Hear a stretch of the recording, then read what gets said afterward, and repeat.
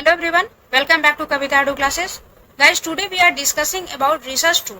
It's very important topic for UGC NET preparation in education subject, and it's also important for PhD admission preparation and master course in any subject. So guys, what is research tool? Research tool also called research instrument. A research instrument is a tool used to collect, measure and analyze data related to your research interest. These tools are most commonly used in health science, social science and education to access patient, client, student, teacher, staff, etc. So guys, इतना तो हम समझ गए कि social science में research करने के लिए रिसर्च टूल की रिक्वायरमेंट होती है। अब क्वेश्चन ये आता है कि हम रिसर्च टूल का सिलेक्शन कैसे करें। एक रिसर्च टूल में क्या क्या विशेषताएं होनी चाहिए जिससे कि हमारा कंक्लूजन परफेक्ट आए।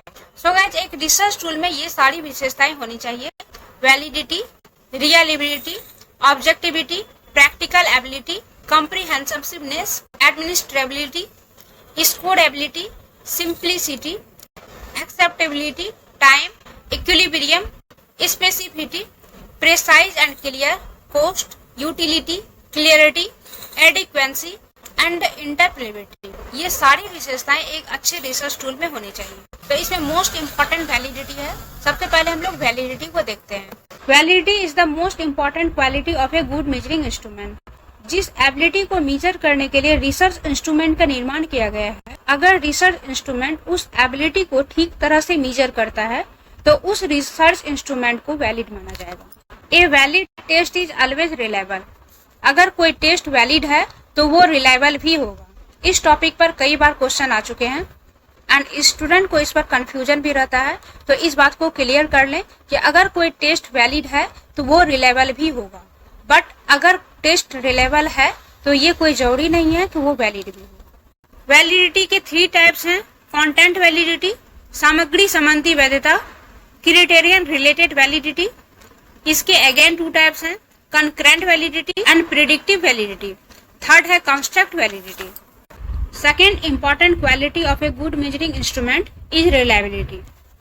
It refers to consistency and accuracy of test result. Research instrument को reliable होना चाहिए। It means research tool के द्वारा प्राप्त result में consistency and accuracy होना चाहिए। Research tool के द्वारा प्राप्त result में consistency and accuracy है तो वो test reliable होगा। अगर कोई instrument किसी ability का result भिन्न भिन्न मौकों पर एक समान नहीं देती है, उसमें स्थिरता नहीं पाई जाती है, तो उसे विश्वसनीय नहीं माना जाएगा। किसी भी टेस्ट की विश्वसनीयता को मापने के लिए कई तरह के मेथड को अपनाया जाता है।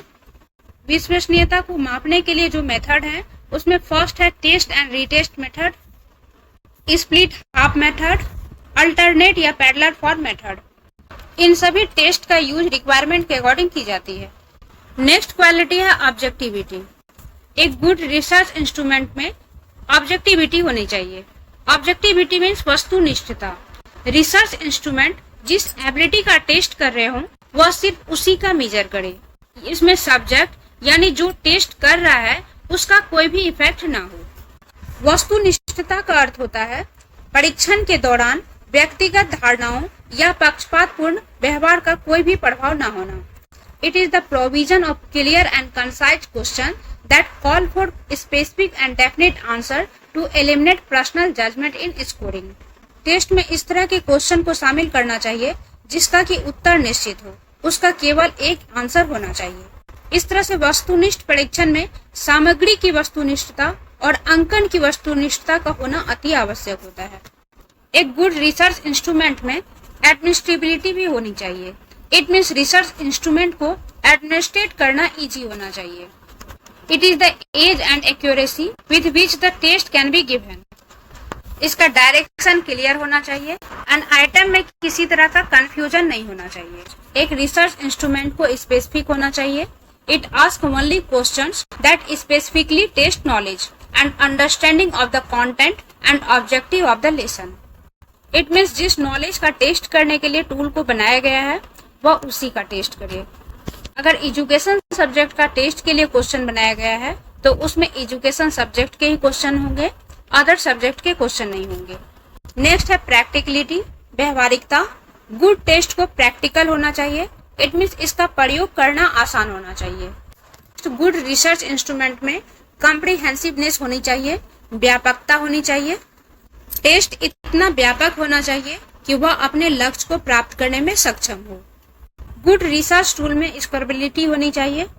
इट मीन्स टेस्ट से जो रिजल्ट आए उसका स्कोरिंग करना इजी होना चाहिए। स्कोरिंग करने की विधि सरल और समय बचाने वाली होनी चाहिए एंड रिजल्ट में एक्यूरेसी भी होनी चाहिए। इसके अलावा गुड रिसर्च टूल के नॉर्म भी निर्धारित होनी चाहिए। नॉर्म मीन्स मानक। किसी रिप्रेजेंटेटिव सैंपल के द्वारा किसी परीक्षण पर प्राप्त औसत को ही नॉर्म कहा जाता है। देन रिसर्च इंस्ट्रूमेंट का मानकीकरण भी किया जाता है। किसी भी प्रकार के परीक्षण को बनाने की प्रक्रिया के अंत में उसे मानकीकृत भी किया जाता है।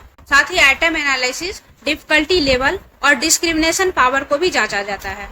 इस तरह से एक गुड रिसर्च टूल में डिस्क्रिमिनेटिव क्वालिटी भी होनी चाहिए। इसका अर्थ है कि परीक्षण अच्छे, मनबुद्धि और मेधावी छात्रों में भेद कर सके ताकि उसके अंकन के बेस पर रैंकिंग किया जा सके। ओके गाइज, इस वीडियो में इतना ही। नेक्स्ट वीडियो में हम लोग नेक्स्ट टॉपिक को पढ़ेंगे। गाइज, इस वीडियो से अगर कुछ भी गेन हुआ हो तो एक लाइक जरूर कीजिएगा एंड इस चैनल पर आगे कंटिन्यू करने के लिए चैनल को सब्सक्राइब जरूर कर लें एंड इसके बेल बटन को प्रेस कर दें ताकि कोई भी वीडियो मैं डालूं तो उसकी इमीडिएट नोटिफिकेशन आपको मिले एंड आप उसे इमीडिएट देख पाएं। मिलते हैं फिर नेक्स्ट वीडियो में। Thank you so much for watching.